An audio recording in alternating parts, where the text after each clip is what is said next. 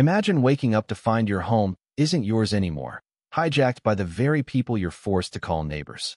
It was a blistering August morning in 2025, and I stood in my kitchen in Oak Ridge, a quiet suburb of Albuquerque, New Mexico, barefoot, my coffee barely keeping me upright. A shrill whistle tore through the stillness like a blade, sharp and unapologetic. I staggered onto my deck, and the sight hit me like a punch. My backyard was a chaotic festival. 70 strangers splashed in my pool, flipped burgers on my grill, and sprawled across my lawn chairs like they'd been invited to a family reunion. Floating on my son's shark inflatable, a glittery tiara catching the sun, was Eleanor Caldwell, the HOA president, raising a glass like she was headlining a rock concert. "Welcome to the Oak Ridge Summer Extravaganza," she bellowed, toasting the crowd. I stood frozen, my mind reeling. What kind of madness is this? Drop a comment with where you're reading from. This tale of a man reclaiming his sanctuary from a tyrant will pull you in and not let go. My name's Nathan, a regular guy who moved to Oak Ridge for a slice of peace, a place where my pool could sparkle and my dog, Cooper, could nap in the sun. Eleanor, though, had been a thorn in my side from the start. She was the kind of person who'd send 3 a.m. emails about non-regulation mailbox decals and once tried to outlaw a neighbor's 4th of July flags for being too patriotic. I played her game, kept my hedges trimmed, nodded through her endless HOA meetings, but my pool, a haven for my family, caught her eye. That morning, I'd slipped out for a quick bagel run, an hour at most, only to return to Eleanor transforming my yard into her personal playground. A food truck selling quesadillas was parked on my grass, a speaker blasted pop hits, and an extension cord snaked from my outlet to power a slushy machine.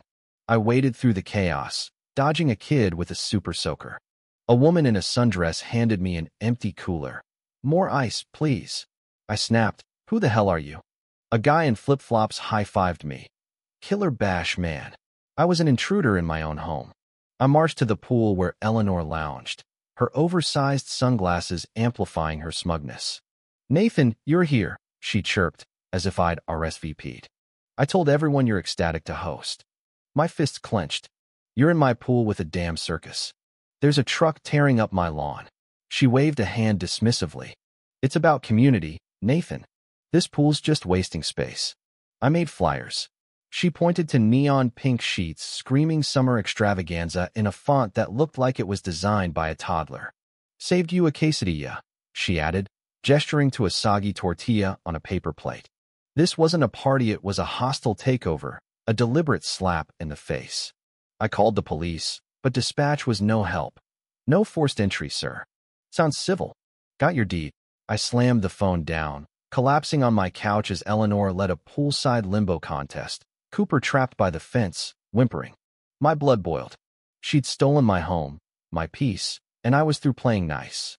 I spent the day as a one-man evidence collector, snapping photos of crushed flowers, recording videos of spilled drinks, cataloging every violation in a folder I named Eleanor's Invasion. The party imploded as the day wore on. The speaker fizzled, quesadillas ran out, and a brawl erupted over the last slushie. Eleanor sauntered out, waving at my security camera. "Thanks for the venue." Alone with Cooper, I replayed her smirk, my rage morphing into resolve. I remembered a prank video online, thousands of bouncy balls flooding a space. If Eleanor wanted a spectacle, I'd give her one she'd never recover from. I hit my laptop, searching for bulk bouncy balls. My pool was 40 by 15 feet, 6 feet deep. I calculated 15,000 balls would create pure anarchy without filling it completely. I ordered them in batches 3,000 here, 2,000 there, shipped to a friend's P.O. box to avoid Eleanor's prying eyes, half convinced the post office would flag me for some bizarre bouncy ball conspiracy. A week later, Eleanor doubled down, emailing about her Harmony Haven event at my house, yoga, a flutist named Julian, and me as the generous host. Fury surged, but the timing was perfect. I enlisted Sophie and Lucas, 17-year-old twins from next door, tech-savvy pranksters who despised Eleanor after she reported their late-night basketball games.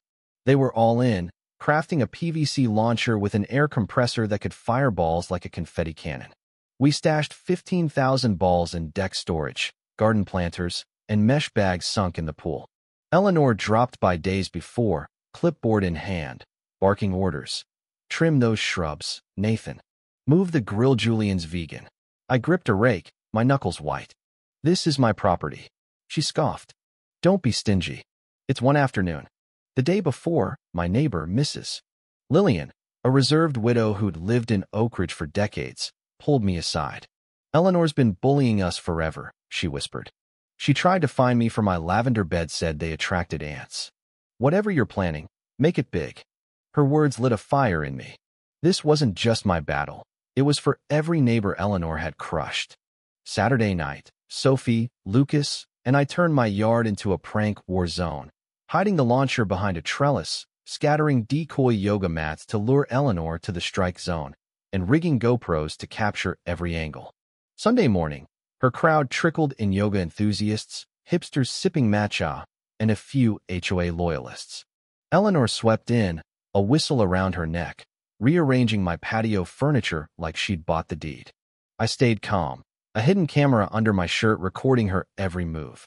By 10 a.m., the event hummed, Julian's flute trilled, people stretched on mats.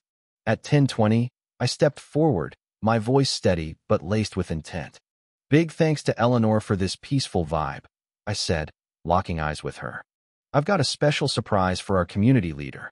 Her smile faltered, sensing a trap, but before she could interrupt, I signaled Sophie. A loud pop echoed, bouncy balls spilled across the lawn, hundreds at first, then thousands, bouncing toward the pool in a colorful cascade. The crowd giggled, thinking it was a quirky touch. Then Lucas triggered the pool bags, and balls erupted skyward like a psychedelic volcano. Screams filled the air. Mats toppled. Julian's flute took a direct hit, squawking into silence. Eleanor stood frozen, balls pinging off her tiara, her dress soaked as a slushy exploded nearby. The launcher roared to life, unleashing 15,000 balls in a relentless rainbow hailstorm.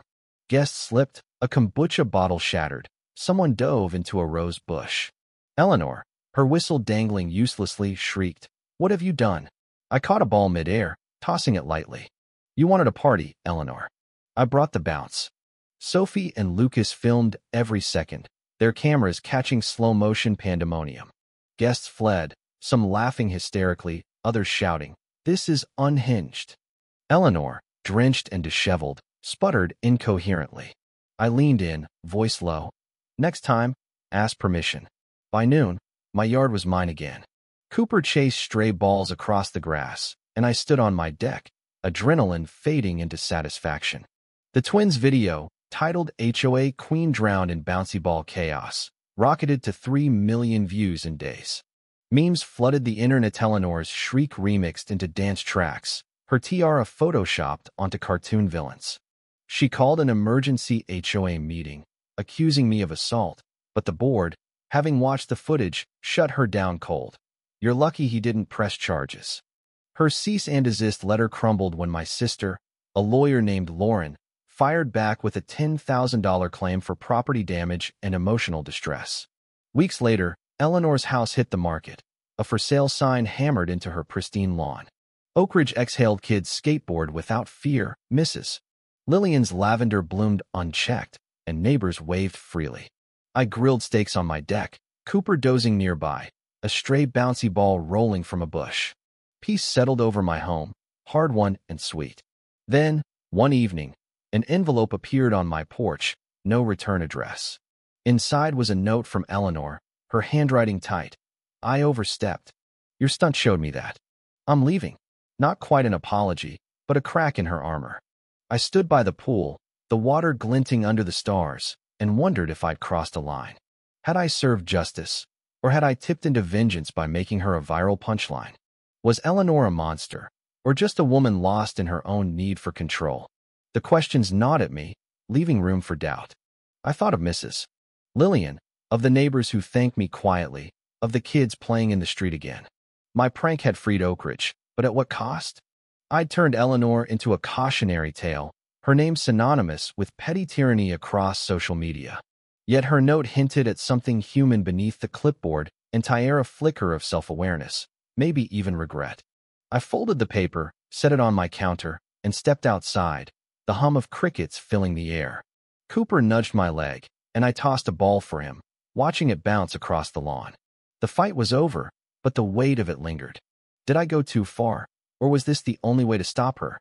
I'm still not sure, and that's why I'm asking you.